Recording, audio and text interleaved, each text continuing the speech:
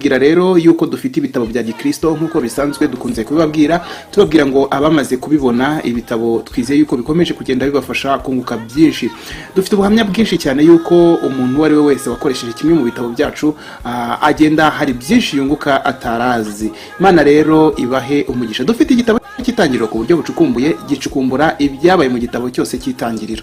Birumvikana ko ari igitabo gicukumbuye, kivuga nk'ubuzima bwa Enoke bagiye babaho batarajya musubira mu ijuru, kivuga ubwana bwa Aburahamu, kigenda kivuga ibintu byinshi Bibiliya itavuze, ahanini kubera ko Bibiliya yanditswe hakurikijwe umugambi mugari w'Imana, ntago ari akantu ku kandi.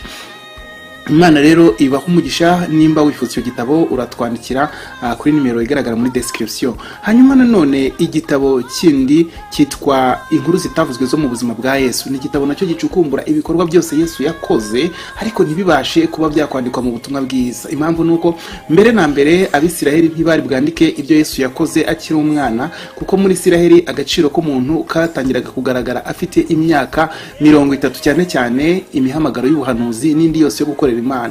Nibwo rero igihe cyabaga kigeze, muribuka ko yakoraga igitangaza cy'Ikana y'i Galilaya, yavuze ngo mubyeyi igihe cyanjye ntago cyari cyakageze.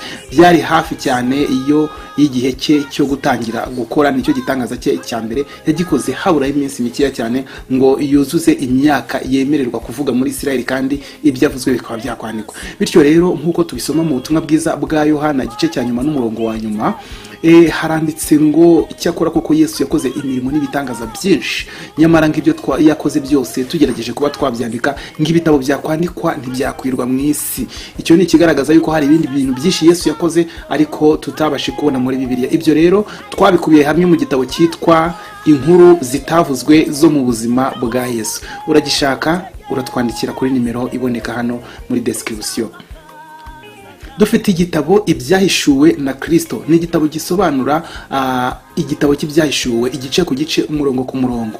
Ntuzongere kuvuga ko igitabo cyagukomereye ngo ibyahishuwe n'igitabo gikomeye. Ntago gikomeye muri iki gihe, kubera ko ibishwe n'iby'Uwiteka, ariko ibyahishuwe byose byahishuriwe abantu kugira ngo tubimenye tubinezererwe. Yewe igitabo cy'ibyahishuwe cyo mu gitabo nyirizina handitsemo ngo hahirwa umuntu wese usoma amagambo y'ubu buhanuzi, hanyuma ngo hahirwa n'abayumvira bakitondera ibyanditswe. Ni ukuvuga rero yuko icyo gitabo Imana yiteze ko tugisoma kandi tukacyumva. Nimba ucyifuza uratwandikira muri description.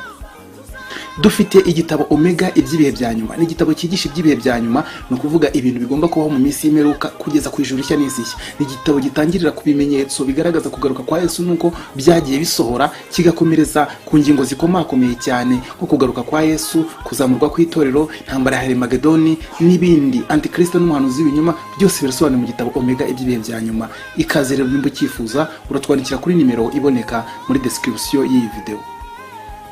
Dufite igitabo abahanuzi n'ubuhanuzi igice cya mbere. Wari ufite ikibazo uvuga uti ni gute nakumva ubuhanuzi bwa Yesaya, nakumva gute ubuhanuzi bwa Yeremiya, ubuhanuzi bwa Ezekiyeli n'ubwa Danieli ko bukomeye, nzabwumva gute? Humura, mu gitabo abahanuzi n'ubuhanuzi igice cya mbere we get you covered.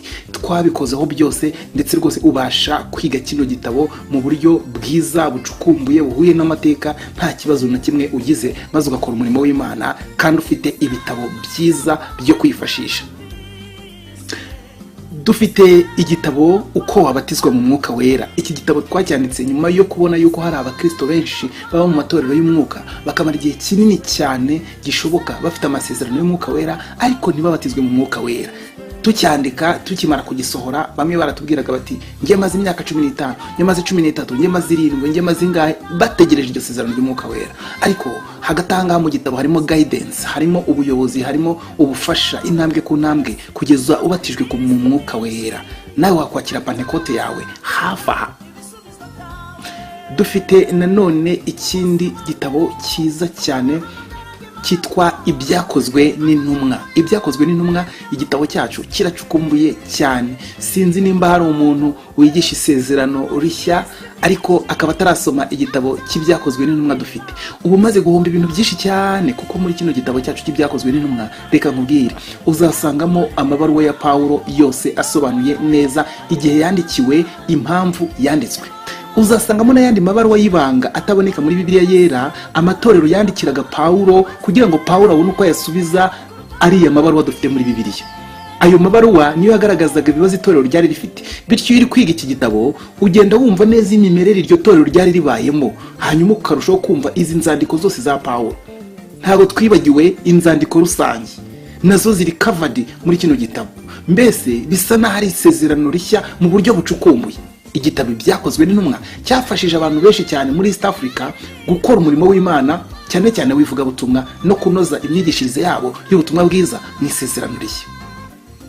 Hamwe kandi na Bibiliya TV, ibi bitabo tugenda dutegura amasomo yabyo buke buke ku buryo ubasha kuyiga yose hano ku rubuga. Kansoze mbabwira yuko dufite nanone igitabo isezerano rya kera n'isezerano rishya mu buryo bw'incamake. Ibitabo 66 byose birasobanuye neza no kurica no kandi video yose turayifite y'igitabo icyo cyose mu buryo bw'incamake kugeza aho zuzuriye 66. Katukubwire ko kandi biroroshye cyane kubona kimwe muri ibi bitabo kuko tubigurisha mu buryo bwa ebook, no kuvuga igitabo cya electronic ubasha gusomera kuri telefone yawe, kuri mudasobwa yawe, kuri tablet yawe, iPad yawe, iPhone yawe, whatever Android device ukoresha, aho hose wasoma ibitabo byacu. Urumva rero ko byoroshye. Igihugu cyose waba urimo tukubwira buryo ki wishyura amafaranga make cyane kuri buri gitabo. Igitabo kimwe kigura $2 yonyine, $2, just a cup of coffee, agakombe gusa k'ikawa. Hanyuma ukabona igitabo cyawe kuri email yawe, ugatangira kwiga ibyanditswe byera ukaguka.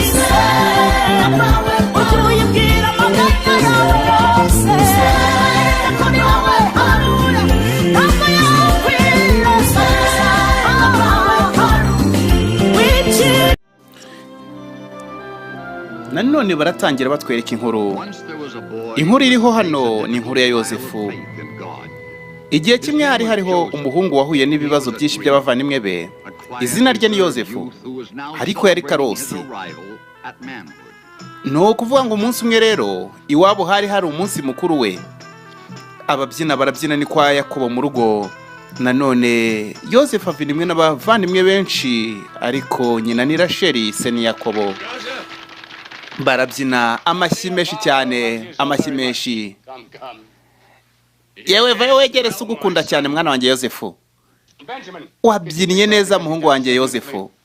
Benjamin, hobera mukuru wawe shazi kubyina neza kabisa. Ye bahungu banjye rero, bahungu banjye, amahoro abane namwe. Imana ifakore ku mitwe yanyu n'imitima yanyu. Imana ibane nawe rwose data. Ni byiza cyane kongera gutangira ikindi gihe cy'isarura kandi ndi kumwe n'umuhungu wanjye. Binyuzuza ibyishimo cyane, nkumva ndanezerewe, niyo mpamvu ndi kumwe namwe kugira ngo rwose duserebure. Kumwe n'umwana wanjye nkunda cyane Yozefu, wibuka vinimwe n'abavandimwe benshi. Mu by'ukuri uyu munsi rero namugeneye kumuha inshingano zikomeye hejuru yanyu mwese. Uhereye uyu munsi umuhungu wanjye Yozefu, haguruka Yoze. Uyu munsi mugize umugenzuzi wanyu mwese ajya bagenzura.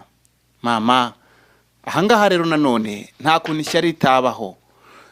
Barategetse ngo bazane ikanzu nziza cyane ku rundi ruhande, ikanzu barayizana.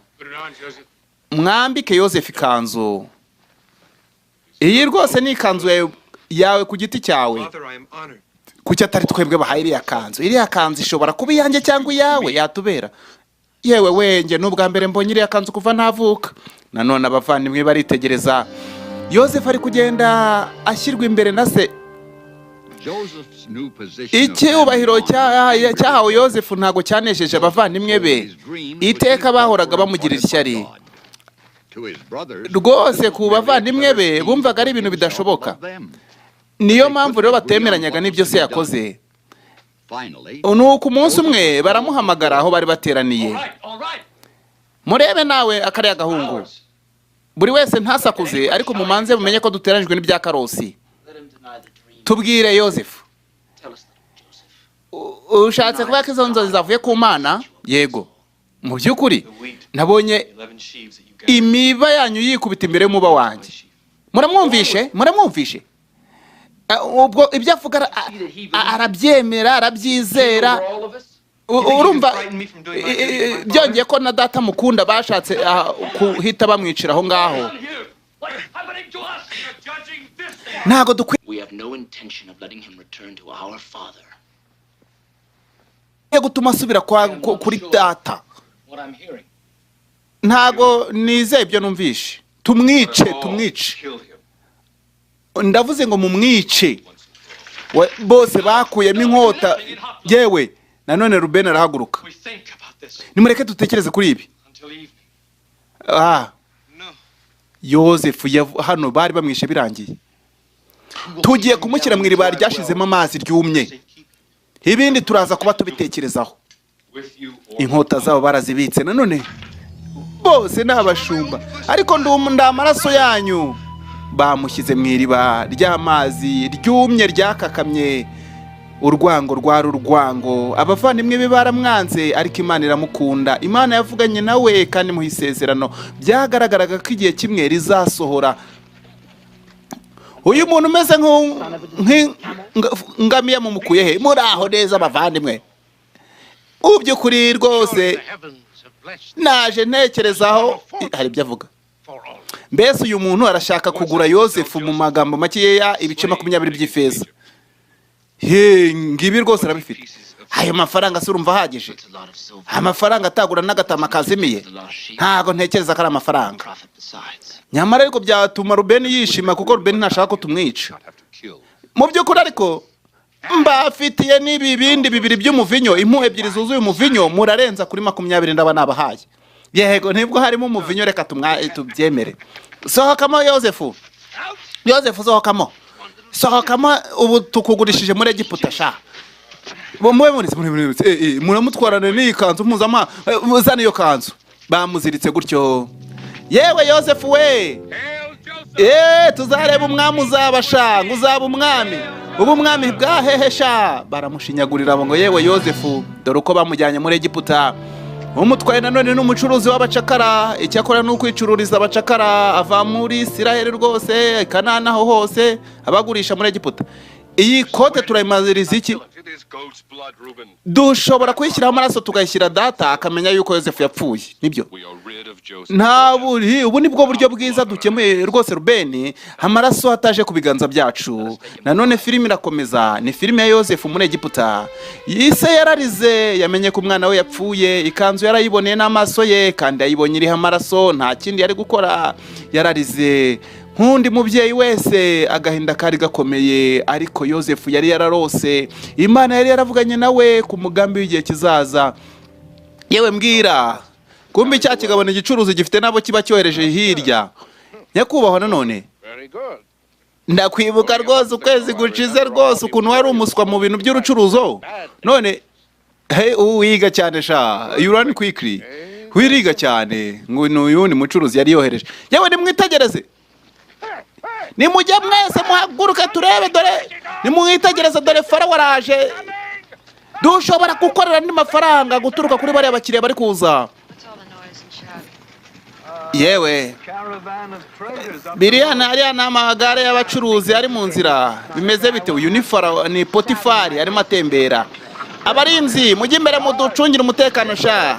Atagira ikintu kigenda nabi. Abarinzi baraje. Abarinzi mukuza nanone bacunze umutekano. Mu gucunga umutekano nanone abo bashaka gucunga umutekano n'ubundi n'abanyamahoro n'ibicuruzi gusa biri aho ngaho bacuruza abacakara.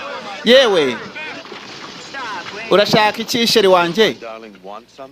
Ariko janje sheri wanje Nairobi rwose mana kandi ni Potifari. Mu by'ukuri sinzi ngo ukeneye iki. Icyo ushaka cyose nakikugurira rwose. Muri iyi filime yamwise Nairobi nanone ni Potifari amazina yose bari kuyimwita. Yewe nkeneye umucakara mushyashya. Umucakara? Ariko dufite abacakara benshi mu rugo n'ukuri. Yego rwose. Bariya rwose nta kintu bamaze barataganga n'abasaza. Nkeneye umucakara ufite imbaraga ufite uhaguruka ugakora rwose. Uzajya kubona ubone nabaye nk'akarabyo rwose kiroza neza rwose mu rugo. Rwose madame reba ushaka rwose ngise hari ikibazo hari uwo wabonye se ukunze? Yaha ndabonye uriya musore uri hariya hirya asa ntaho yaba ari umusore mwiza. nguko uko bahisemo Yozefu ngajye kuba umucakara kwa Potifari. Nanone filime ni Yozefu muri Egiputa, missionnaire Kiza Benjamin ari kuyibasobanurira cano ni Bibiliya TV. Bukeye bwaho Yozefu nanone yageze mu mirimo, ntago ibyacu bitinda.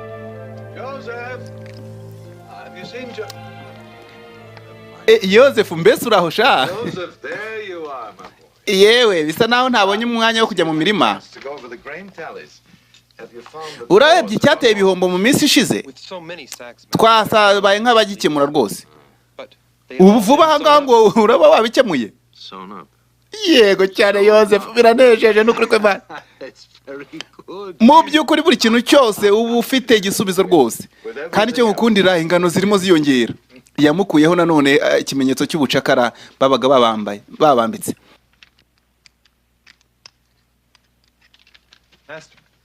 You have removed my collar. Ariko se kutwaye ikimenyetso cyanjye cy'ubucakara? Ntago uri umucakara rwose muri uru rugo muhungu wanjye Yozefu. Uri umugaragu mwiza kandi ukora neza. Ni gute nagushimira nyakubahwa? Uhereye waziye ukita ku bintu bya muri uru rugo rwose, nabaye umuntu mushyashya, ubwonko buba bushyashya, buri kintu cyose. Ariko nanone inshuro ya mbere muri iyi myaka 3, ejo niri yuzuye. Ejo tuzagenda, hari umunsi mukuru w'ibigirwamana nyine ubaho iyo niri yuzuye. Hanyuma rero niturugenda, uzaba rwose ushinzwe buri kimwe cyose cyo mu rugo. Ntago byoroshye rwose nyakubahwa. Mu by'ukuri ari kuzabikora. Ubu ngiye mfite ibintu byinshi, ngiye gupakira intwaro, mpakira ibintu byose tuzatwara ejo mu munsi mukuru w'ikigirwamana cyo kuzura kwa Nili. Yozefu we, oh la la, nkunda kwibagirwa. Madame arashaka kukuvugisha ngo mu cyumba cye. Nanone ngo muka Potifari yatumyeho Yozefu, ahangaha yatumye n'umugabo ati genda umbwire Yozefu aze hano mubwire. Yozefu yagombaga kwinjira muri chambers, mu cyumba nyine cya muka Potifari. Yamwiteguye hano, yambaye twenda twiza, aramwitegereza, nta kintu aravuga. Nambaye neza, ndagaragara neza. Yozefu ntazi iyo bijya. Nyitegereza urebe. Numvaga rwose uwo yankoraho wumva ukuntu umeze, ibintu buri kimwe cyose nta kibazo. Ariko nta kintu databuja yabimbwiyeho nyakubahwa. Mabuja, ndakwinginze mabuja, oya rwose wikwita kwirari ryawe ufite, oya nta kintu nitayeho. Bisa naho turi kumwe muri urugo Yozefu, ariko rwose ntago turi kumwe. Yewe databuja arashaka kwinjira hirya. Umuja aravuga, umuja nanone aravuga ngo noneho gahunda rero tuyimuriye ejo. Yego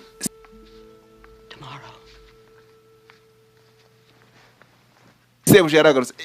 Yozefu, ye wari waje kwitaba oda ya madamu. Madayi ya macumu tuzayitwaza. Yewe nta muntu dukeneye ko asigara ahangaha. Yozefu azabyitaho ibya hano mu rugo rwose. Yozefu, wibuke ko nitugenda uzaba rwose uzita ku kintu cyose cya hano mu rugo, buri kimwe cyose uzacyitaho. Ariko se nyakubahwa, ngewe ko nshaka kugenda. Oya Yozefu uzaguma hano ukora ibyo mu rugo. Yozefu igituma ashaka kugenda namwe murakizi, nuko ejo bamuteze byanze bikunze. Umwami rero mu gitondo yaragiye. Nanone ni Potifari yigira mu kirori, uruzi rwari rwuzuye, ni umunsi mukuru w'ibigirwamana bya Nili. Nanone Yozefu yakoze imirimo ye yo mu rugo, ariko ku rundi ruhande harumuzaniye imyenda ya cyami nyiza cyane rwose. Iyo ni imyenda yawe guturuka kuri mabuja. Ariko mabuja hanyohereza imyenda, ubundi anyohereza imyenda. Yagiye kubaza impamvu bamwohereje imyenda. Nyirabuja yiryamiye ku buriri hariya, yiteguye ngo umugabo aze. Nguwo nyirabuja nta kintu bimubwiye rwose. Muka Potifari araho ngaho. Mu gitabo cyacu cyitangiriro ku buryo bucukumbuye bamwita Zirika. Yewe birambabaje cyane Yozefu, nifuzaga kukubona muri ya myenda myiza ya cyami nari naguteganyirije. Ariko nyakubahwa mabuja, sinzi imikino uri gukina rwose, ndakwinginze. please, I beg you. buri wese wo muri inzazi ibintu biri kuba hano Household knows what's happening. ufite umugabo You have ni umugabo a husband. mwiza He is a good man. ni mwiza He is a goose, Joseph. ariko and you niweho are uri muri red tageti game. y'umukino wanjye He is ariko more ni ukubera icyo bitter than utafata you kuri are. aka kavinyo ngo utekereze umugabo wanjye arashaje Old and dull. Eh? You are young and exciting. ukibaza arashaje se we ntashaje ntibashakanye This is a sin in the eyes of the God that I love and serve. yarambwiye ngo nzakora buri kimwe cyose ariko sinshobora kugukoraho sinshobora kugambanira databuja ariko Yozefu ukwiye kumenya yuko njyewe I will make you rich, ndagutse rich cyane and powerful. ndi umunyambaraga Only love me, Joseph. gusa nkunda Yozefu nyereka urukundo nkunda Yozefu we Woman, you are wa mugore uri a inyamaswa wild and ugly. uri ikinyamaswa kibi cy'ishyamba nta n'isoni urashaka kunshyira hasi nawe yafashe umwitero we ahamagara abarinzi ariko Yozefu arigendera abarinzi yewe shishi itabona byahise bizana Potifari rwose nta no kubaza manza n'ikiroro atarakirangije yaje rwose nta kindi afite umujinya yinjira mu rugo aritegereza ibintu byose ariko rwose nta kindi Yozefu yagerageje gufata umugore we ku ngufu Yozefu ari mu mibare ye yo mu rugo aracyakomeje akazi ke aramwitegereza niko Yozefu yewe Yozefu we uko niko rwose ureba mu maso yanjye ni nako ukoresha icyubahiro naguhaye n'ubugenzuzi Yozefu we kweri Yozefu biramucanga ariko nta kintu nakoze nyakubahwa nkora buri kimwe cyose kandi mu buryo bwiza nimba hari uko buryo ubyizera bitandukanye koresha inkota yawe ku ijosi ryanjye nanone yarunamye ngaza muteme amucemo kabiri ariko nanone umwami Potifari yaratahanye umujinya naba narigeze nshyira igisuzuguriro ku izina ryawe n'undi munsi yagiye gutema ariko nanone agarukamo akantu k'ubumuntu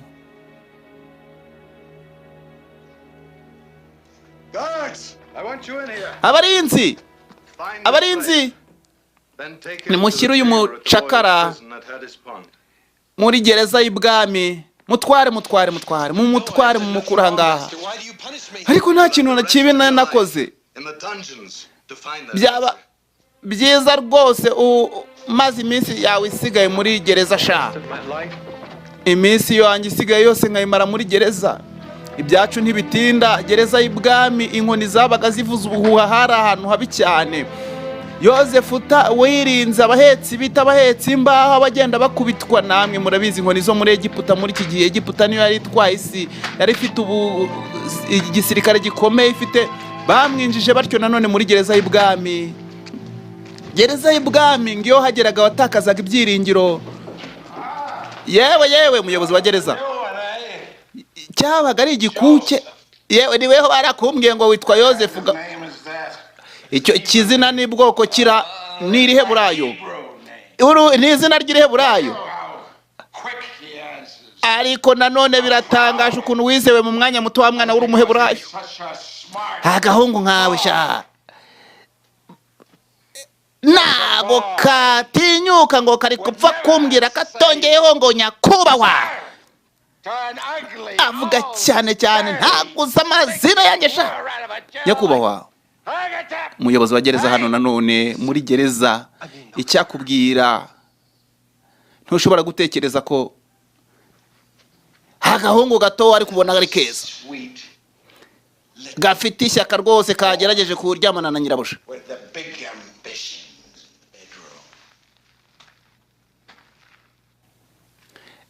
mwana muto wakwigira nyoni nyinshi kiriya ni icyaha gikomeye rwose ntago ariko nakoze icyaha rwose erega sha ibyo turabimenyereye ni gereza y'ibwami ibyaha byanyu tuba tubizi ibyaha byo mu cyobozi shawa mwana we nta kuvugirwamo umuyobozi wa gereza uri aha ngaha yagiye kumwereka ibinyuguti bashiramuye muri za hieroglyphe zo muri Egiputa bajya kumwereka ibinyuguti aha ngaha ku rukuta araza aritegereza inyuguti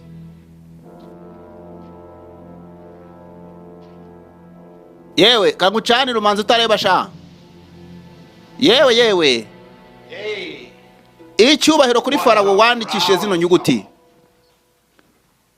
Who put this writing here?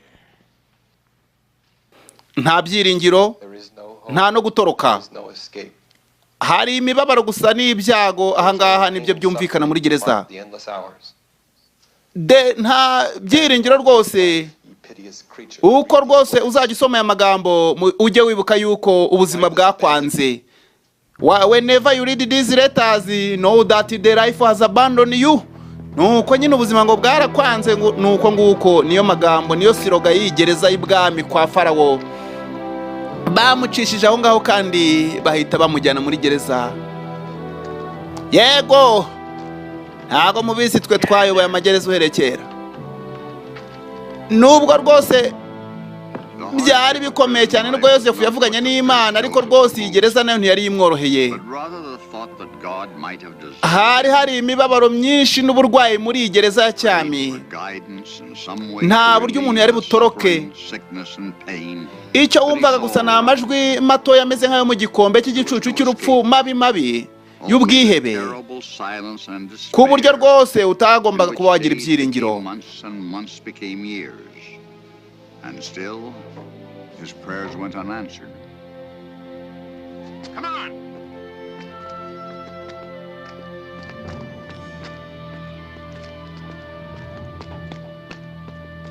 Let's go! Put him in here. No! No! Who's out there? Vayo tebuka, bari kumujyana mu gacemba ke mu kumba ke ko muri gereza nanone. Reka tugende, reka dukomeze. Muza n'uyu mugabo hano. Hari uwo bashyize hano muri gereza. Ninde urahora? Mu kumushyiramo hari uwo begeranye.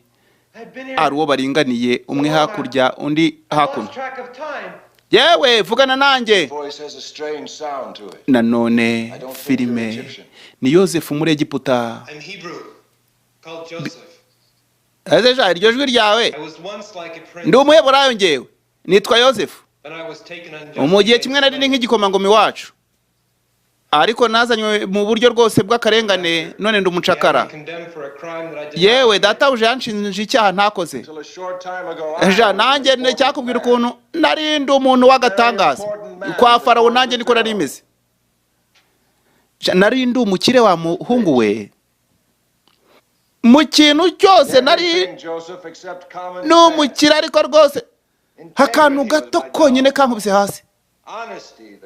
Gasa naho gusa gufata gutyo umuntu agatwara igikombe kwa Farawo rwose akagitwara, Farawo ntabishimishaho. Nisanze ahangaha uwo n'uwafunzwe avuye kwa Farawo nanone. Iyi ni gereza y'ibwami, hari imibabaro myinshi, ariko kandi nanone nubwo abantu bose bari bahari baragushaka tebuka ahangaha. Yozefu dore uko bamutwaraga, umuyobozi wa gereza ngo yaramushakaga. Areze uriya bamutwahera, ariko sha ibintu biri ahangaha nta muntu bizasika kabisa. Ndakureba sha uri kugenda uba mwiza sha, ibyanwa n'ibisatsi bigakura. Harya izina ryawe niriye ko naryibagiwe?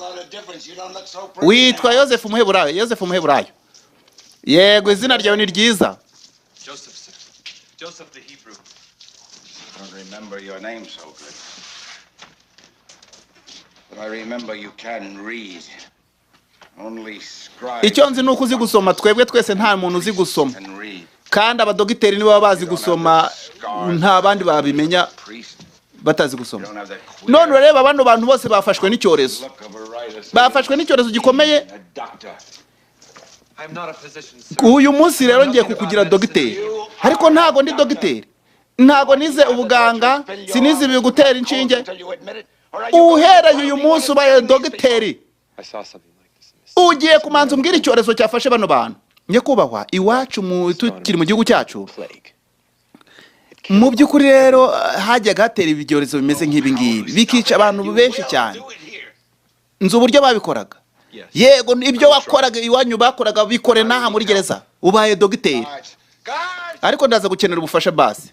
Abarinzi muze hano n'umuyobozi wa gereza. Muze hano. Uyu mu prisoner ni dogiteri. Urumva mumufashe ibyo ashobora byose, uyu ni umudogiteri wabyigiye. Urumva araza kubabwira uko iki cyorezo kirava hano muri gereza. Mana yanjye haranasekeje rwose. Yozefu nta buganga azi, dore bamugize dogiteri kuri iyi nshuro ni kumbaraga. Yaracanye ibyotsi rero. Yozefu rero yatangiye kuba yavura abarwayi, kandi nanone yagiye atwika ibintu byose byakozweho kugira ngo yirinde kujya hirya no hino ku cyorezo gusakara. Yatangiye kubitaho, batwika ibintu byose byakozweho, kandi nyuma y'icyo gihe abarwayi bose bagiye bakira icyorezo. Koko Yozefu yabashije kuba yakirwanya, birakunda rwose.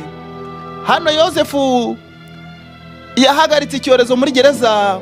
Ni izindi nkuru nyamara ziba zibonetse ka hirya no hino mu bitabo bicukumbuye, ziba zaragiye zicukumburwa ariko zitanditse wenda muri Bibiliya kubera impamvu imwe cyangwa iyindi, ariko kandi nanone zidufasha kumva uburyo cy'umugambi w'Imana wagenanye na Yozefu. Warakoze cyane Yozefu, nakize rwose, nanjye norohewe. Yozefu aragenda asuhuza abarwayi bakize icyorezo, imeze neza rwose. Yozefu warakoze.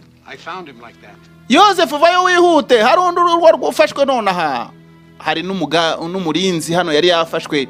Murinzi nawe gufatwa. Yozefu yumvisha uko umutima utera. Aracyari muzima, aracyari muzima. Mumfashe tumuzamure tumushyire ku buriri. Nanone nguko uko Yozefu yagiye akora imirimo myiza hano muri gereza, akagaragaza ubwenge n'ubushishozi nk'uko yabigaragaje kwa Potifari, atitaye yuko ibintu bitari bimeze neza. Nanone ariko ndakubwira ngo izi filime ni kuri Bibiliya TV. Araza kuba yamererwa neza, dukeneye ubufasha.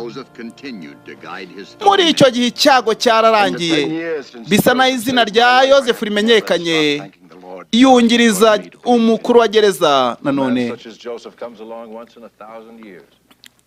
umugabo nka Yozefu aza rimwe mu kinyejana.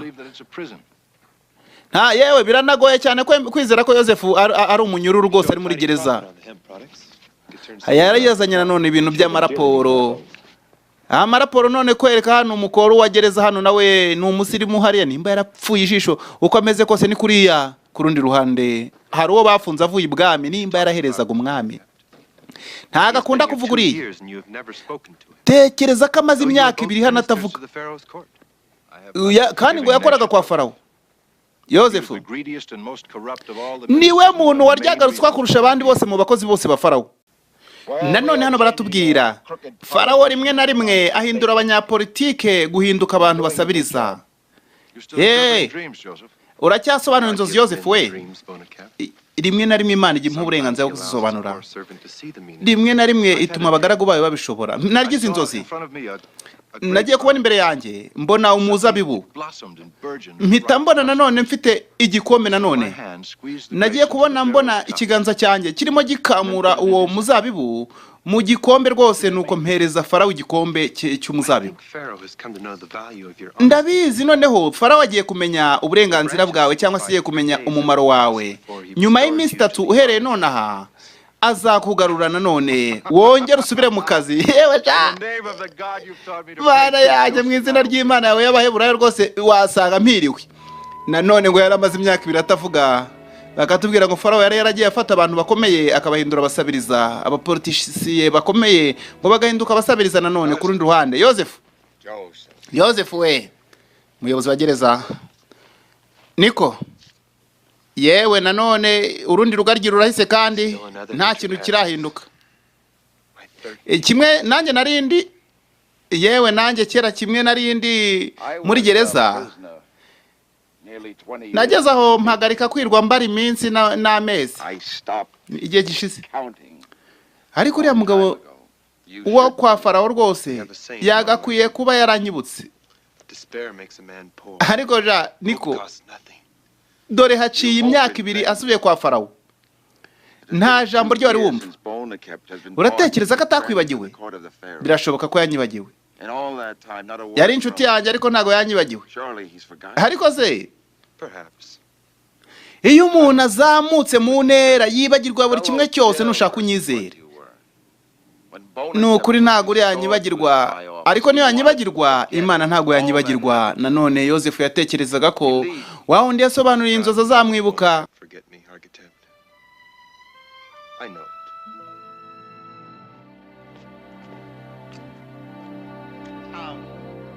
Hano umwami yarose rwose, umwanda gusa.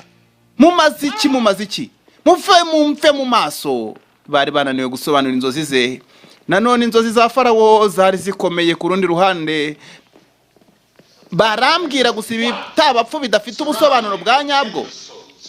Ngaha nyakubahwa, nozi ibibazo mfite wa mugaragu wanjye, ntago nasinziriye.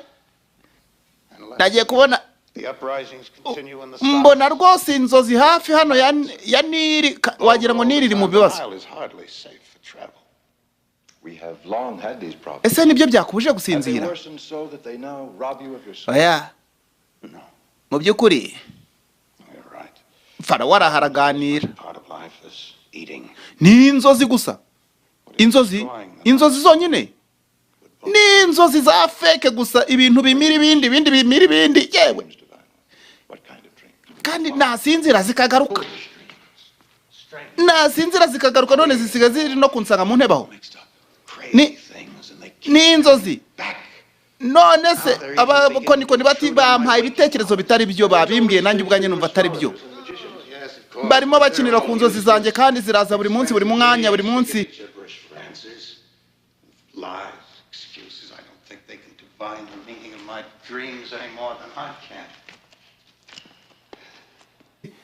Umugaragu yewe nibutse umuntu ushobora kuba yazikoraho. Yibutse Yozefu. Nguko uko bafashe Yozefu nanone bamukura muri gereza. Iyi Imana yakuvuzeho nta kintu kidashoboka. Nyuma y'imyaka 2 Yozefu baramutwaye bamwinjiza mu igare ryo kwa Farawo ngo ajye kusobanura inzozi za Farawo. Baramusezeye kuri gereza, baramukundaga, yari dogiteri. Mu by'ukuri yabuze umuntu wasobanura inzozi, dore nawe bamwambitse nk'abantu bo kwa Farawo. Ako gahungu natumye ngo kaze kansobanurira, ariko nanone dore sha yewe buretse ntekereza. Abapfumu abakonikoni bananiwe gusobanura izo nzozi. Nawe rero utakinira ku nzozi zanjye ngiye kukubwira. One of the screamers from Ethiopia who leap and whirl about making smoke and bad smells. I am no magician of any kind, Majesty. Ntago ndi umupfumu, ariko ngiye sindi n'umukonikoni. None urasobanura inzozi utemwa? Ugiye kumbeshya? Ariko igihe kimwe Imana yo mu ijuru ijya impereza ubusobanuro bw'inzozi. Rimwe na rimwe ntijibumba. Yewe data we. Ese Imana ikora ibyo niyihera? Bo ibyo tuzi twebwe ni Imana zingonane.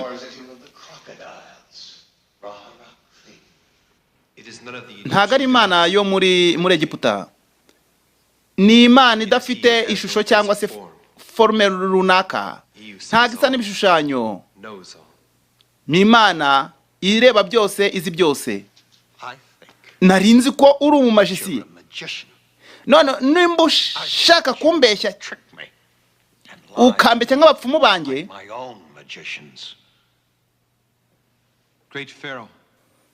Nyakuba Farawo, mbwira inzozi zawe.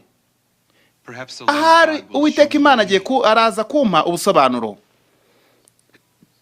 Ibintu bya samutayimu rero, dore nagiye kubona mbona nitegeye uruzi rwa Nili neza. Nagiye kubona inka 7 zibyibushye zisohotse muri Nili. Ndazitegereza rwose, ndazireba. Nagiye kubona mbona izindi rero z'iminambe zinanutse pe. Nuko zihita zirya za zindi zibyibushye, zirazimara zirazinogonora. Kandi urebye nyuma zimaze kuzirya, zakomeje zirahorogoma ziba zanya kwigendera.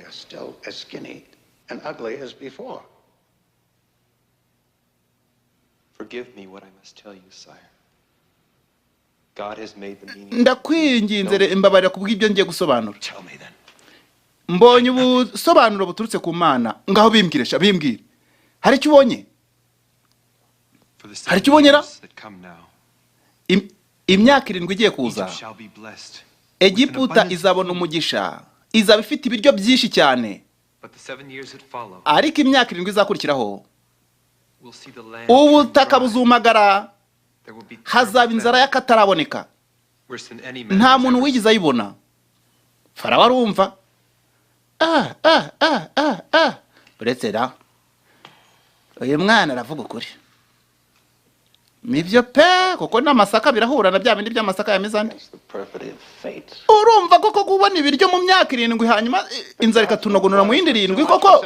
Ndetse ntekereza. Kill us with too little for Ariko igisubizo twagikuraho cy'ibyo bibazo ra. What's to be done? What answers are there to such curses? discover an exceptional man, great Lord of the Nile. mushakisha umuntu Charge him to appoint ukomeye cyane yite ku bintu by'imirire. Muri iyo myaka 7 azahunika imyaka, mu yindi 7 muzarya ibyo mwahunitse, birinde Egiputa gusonza. Egiputa izakira gutyo. Ngo dushaka umuntu sha niko umuntu udasanzwe. Huye muntu se ko bavuye aha ngaha batsinzwe. Nzanira abana nzanira aho ngaho inkoni yanjye. Nanone bazanye bamugara. Mu byukuri rero niweho muntu udasanzwe mbonye Yozefu. Uyu witwa Hamata, uyu nyine wafungu wazajya umugaragu wawe. Akubahirize yakukungirize. Mu gihugu hose ninge uzanyungiriza. Dore impeta yanjye. Yamuhaye ikimenyetso. Nanone Yozefu hano yabaye wa kabiri ukomeye muri Egiputa. Ijambo Imana ivuga ntago rijya. I would say to each and every one of you that His Majesty Ndashaka kubabwira mwese muri aha ngaha nabatumiye. Ndi umunyacyubahiro biturutse kuri Farawo. Niyo mpamvu namwe nabahaye imyanya ikomeye. Tugiye rwose ku mwabashije kuba mwatoranywa kugira ngo mwite ku bintu byose naho ndiho muri gereza bamutoranye. Ibintu bijyanye n'imyaka. Niyo mpamvu twese tuzajya twita kuri buri kimwe ibikomeye mu binzanire. and the difficulties we shall encounter. Be strong, Mukomere. be fair. Mushyiremo rwose bunyangamugayo kandi mugire ubwenge. Nanone hano bose baramwunamira na Potifari nyirizina arimo. Potifari nawe hano bamuzamuye kandi ari bamufunze. Yozefu nta rwango yagiraga. Ariko ze Yozefu ibi ni ukuri kweri. Mu by'ukuri ntago narinzi ko nzagaruka mu baturage aha ngaha ngo nanjye nkora akazi kameze nkaka. Umuyobozi wa gereza. Yozefu uri umunyamugisha kweri. Yozefu. Mu by'ukuri rwose ukuntu twasereraga muri gereza ndabyibuka ariko none wangiza umuyobozi nanjye. For you, Joseph, I would still be a filthy wreck wallowing in my own misery and cruelty. Potifari yaraje nawe. Ntago narinzi impamvu wanzanye muri iki cyubahiro Yozefu. Mfite isoni cyane kuko rwose nakugiriye nabi nkagufunga. Ukanje nkakujyana muri gereza. Numva umutima wanjye uremerewe kandi wishinja icyaha. Ntugire ikibazo Potifari. Twagutumiye tugushyira muri iyi timu kubera yuko uri umukozi kandi urashoboye. Ibyo rwose narabikubabariye. Nanone filime ni gutya yateguwe ariko nanone iratwigisha yuko hanyuma y'igihe muri Egiputa hose Yozefu yategetse uko ibintu byagombaga gukorwa. Bahunitse imyaka, barahinze cyane. Ni ukuvuga nanone nyuma y'imyaka 7 inzara yarateye. ntago mbikunze rwose. Ntago numva impamvu twajya muri Egiputa gushaka ibiryo. Aha ni kwa Yakobo. Nta handi hari ibiryo rwose data. Buri wese ushaka ibiryo arajya muri Egiputa, ushaka amahaka ajya muri Egiputa. Reka tujye muri Egiputa. Oya rwose mumbabarire. Yozefu umuhungu wanjye naramubuze. None namwe rero mbareke mugende mushoreranye mu burire muri Egiputa.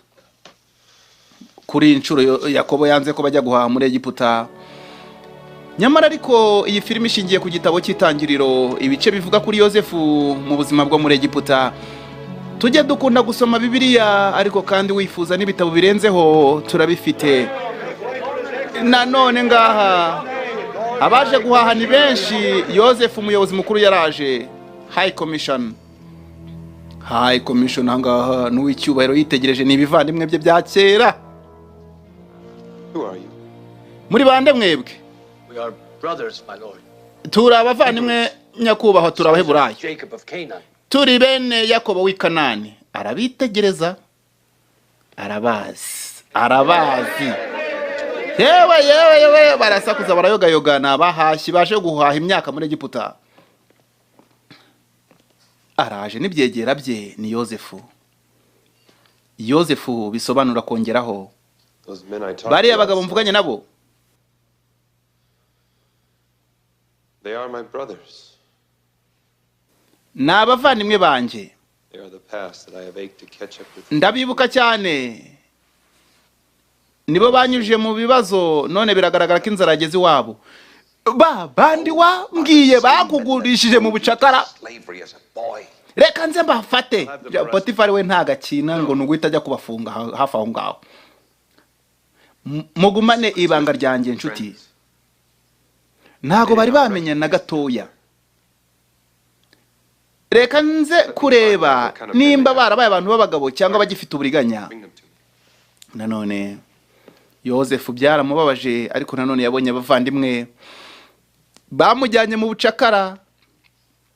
Ariko Yozefu uri mu ntoki. Ntago uri gutekereza uburyo ki wakwihorera. It's so strange. I really don't know how I feel this moment. Ntago nzi uko numva meze ubu ngubu. Sinzi uko meze rwose. Nyakubahwa Safu na Tepaniya, b'Abaheburayo n'abakuzaniye ngaba barapfukamye. Isezerano rirasohora yuko imiba yabo yari bwikubita imbere y'umuba. Ni mwebwe mwenyine mukomoka kwa Yakobo. Ubundi twari 12. Twari 12. Barindwi rero basigaye barenze imikumbi. 7 guteranyaho gatatu ko numva babaye umwe rwose agumana na data. Hanyuma undi kandi ni Yozefu. Hanyuma aba bantu n'abatasi. Are these the same men your soldiers have been following? Nanjye koko ndareba nyakubahwa. Turabana bo mubyeyi umwe. Twiyiziye kugura ingano rwose zonyine kubera inzara. Nta kintu kirenze. Ntago turabatasi. Ntago dushobora kuba turabatasi. Bose bavugira hejuru. Why would we be spies, Highness? How could we be? Silence! Murinde indimi zanyu mwebwe. Hold your tongues. Ni gute mushobora kusakuza imbere ya presence yanjye hano hantu ibwa? Birahagije. Byagaragaye ko mwaje kureba he Egiputa ifite intege nkeya. Mwaje gutata. Turaza kubereka ukuntu dufata abatasi muri Egiputa. Rero iyo tubabonye turaza kubibereka. Abarinzi baraje. Ntago bibakomereho. Aba bagabo mubankura imbere rwose. Nanone Yozefu aracyareba uburyo ki yadiringa n'abavandimwe be bamugurishije muri Egiputa.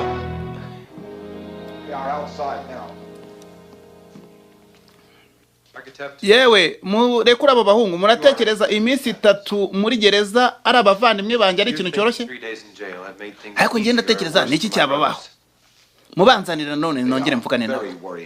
Yarabafunze yongeye yabagaruye nanone ngo arebe guca bugufi kwabo. What is going to happen to them? Baramushinyaguriye ngo genda uba umwami tuzarebe umwami uzabawe tukugurishije uri umucakara. Ariko Imana irabikora. Imana ihindura amateka. Bijya biho no mu buzima bwacu bwa buri munsi.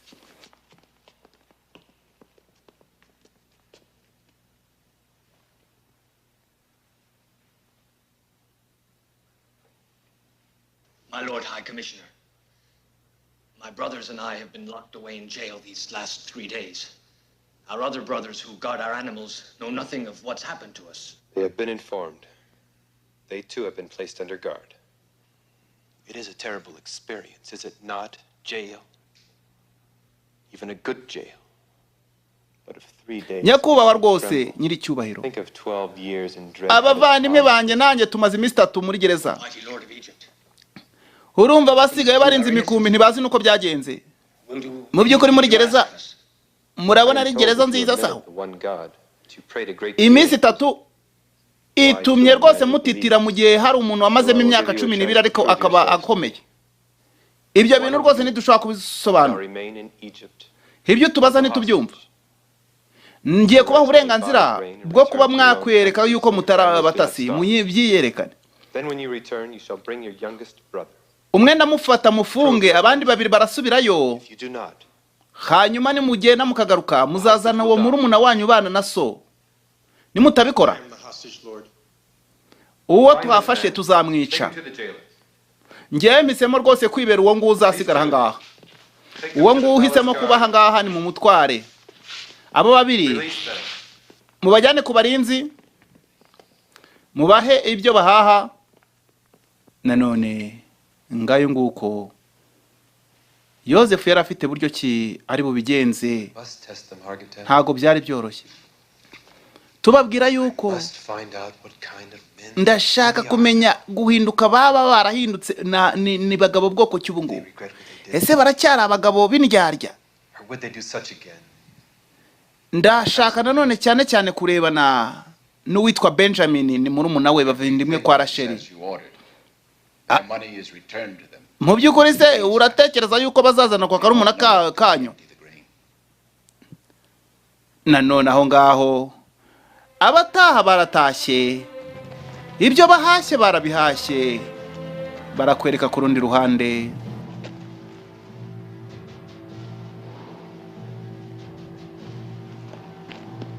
God of our fathers, have mercy on us. Look, brothers, look.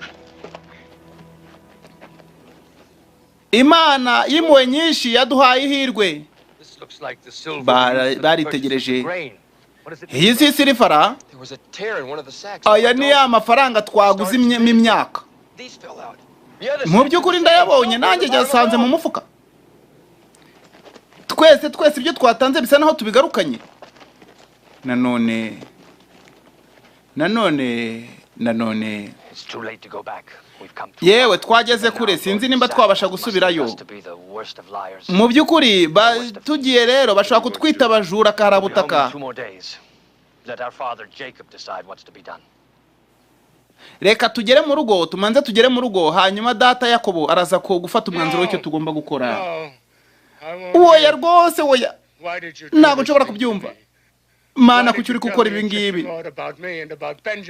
Nuko bano murashaka ngo none ngo mbahereze Benjamin. Niweho ntago ukuntu bikomeye iryiriya muri Egiputa. Dore twagize gutya twinisanga ni feza twari twaguze imyaka. Bazadufata nk'abajura. Ni byiza yuko dusubiza aya mafaranga ukaduhana Benjamin tukamutwara. Nituramuka tutabikoze tuzafatwa nk'abantu babajura babatasi. Ariko mwebwe ngo muza kababaro bimeze. Simiyoni arafunze bamusigaranye.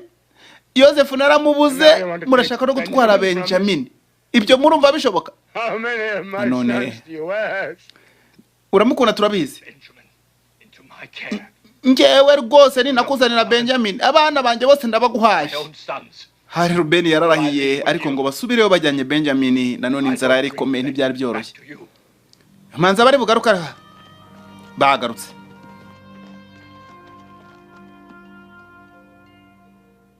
The crimes that you have apparently committed, I could send you all to prison for the rest of your lives. Great Lord of Egypt, live forever. Give us your permission to speak. muceceke kuki mutabasha kwihangana Standing with you all together. ariko ndi umuntu ufite impuhwe But I am a merciful man.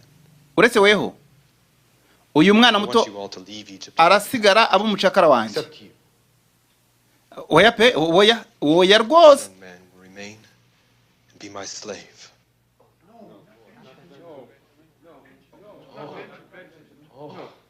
Down, brothers. Down. To your knees. Strike your heads to the turabavandimwe floor. Big disgrace. mupfukame mu bavandimwe dusaba imbabazi mupfukame dusaba imbabazi barasigara na Benyamini turajya he 10 cursed men. barapfukamye bose nyakubahwa God Almighty sends down now upon our sinful reba spirits buryo ki this Imana terrible yaduhaye punishment. ibihano bikomeye cyane rwose Great Lord. Many years ago, all twebwe of us, twese uko turi except Benjamin, imyaka sinned 10 against ishize our dore own God. twagurishije umuvandimwe wacu We sold our tumugurisha mu brother bucakara Joseph. uwo mwamuhoye iki se How could you do that to your brother? mu by'ukuri bari kwisobanura twabigenza gute se Thought we did, great. twari tukiri batoya nawe yari mutoya si Very young, very foolish. kandi uburega byaranarangiye Discovered too late. uwe twaramukundaga urebye ariko nanone ishyari buri wese ari kwisobanura uwo rero Benjamini yavaga rimwe na Yozefu Great Lord. God tutamusubijeyo muzehe yahita apfa neza neza bikarangira Father will die utubabarire rwose cursing us utubabarire pe who have twice blocked us. reka Benyamini rwose asubirane natwe mu rugo Let Benjamin go home to our father. You are no longer cursed, brothers.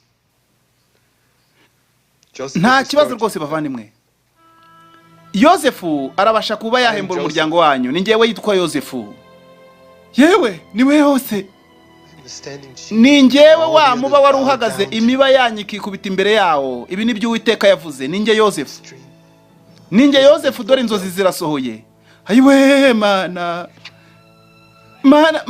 mana ikomeye uzi ko ari Yozefu we mana reba uko mwenyu ni Yozefu rwose inzozi zirasohoye iby'Imana yavuze birasohoye nawe nimba hari iby'Imana yakuvuzeho bishobora guca mu nzira zikomeye udatekereza ko bizacamo ariko bizasohora igihe cyarageze abavandimwe na muzehe basubira bajya bose mu gihugu basubirayo rwose muri Egiputa dore muzehe rwose n'abavandimwe babonanye na Yozefu hanyuma rwose umusaza Yakobo yabonanye na Yozefu umuhungu we kandi ubwoko bwose bw'Abisiraheli butuzwa i Gosheni ku ngoma ya Yozefu ariho byaje guturuka igitabo cyo kuva ubwo himaga Farawo utaruzi Yozefu misiyoneri Kiza Benjamin wo mwari muri kumwe filime ni Yozefu muri Egiputa kandi mbabwira ngo izi filime ziboneka kuri channel yacu ya Bibiliya TV ariko tubabwira ngo dufite n'ibitabo biteguye neza bishingiye kuri teologiya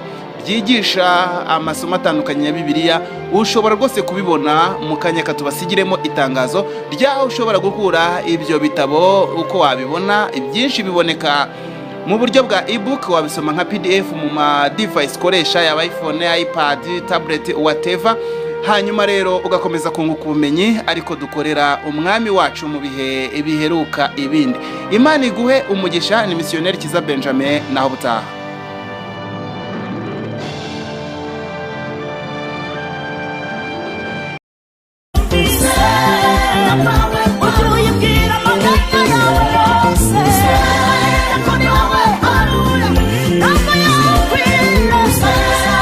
kubwira rero yuko dufite ibitabo bya Gikristo nkuko bisanzwe dukunze kubibabwira tubabwira ngo abamaze kubibona ibitabo twizeye yuko bikomeje kugenda bibafasha kunguka byinshi dufite ubuhamya bwinshi cyane yuko umuntu wari we wese wakoresheje kimwe mu bitabo byacu agenda hari byinshi yunguka atarazi Imana rero ibahe umugisha dufite igitabo cy'itangiriro ku buryo bucukumbuye gicukumbura ibyabaye mu gitabo cyose cy'itangiriro birumvikana ko ari igitabo gicukumbuye kivuga nk'ubuzima bwa Enoke bagiye babaho batarajya musubira mu ijuru kivuga ubwana bwa Aburahamu kigenda kivuga ibintu byinshi Bibiliya itavuze ahanini kubera ko Bibiliya yanditswe hakurikijwe umugambi mugari w'Imana ntago ari akantu ku kandi Imana rero ibaho umugisha. Nimba wifuza icyo gitabo uratwandikira kuri nimero igaragara muri description. Hanyuma nanone igitabo kindi cyitwa Inkuru zitavuzwe zo mu buzima bwa Yesu, ni igitabo nacyo gicukumbura ibikorwa byose Yesu yakoze ariko ntibibashe kuba byakwandikwa mu butumwa bwiza. Impamvu nuko mbere na mbere Abisiraheli ntibari bwandike ibyo Yesu yakoze akiri umwana,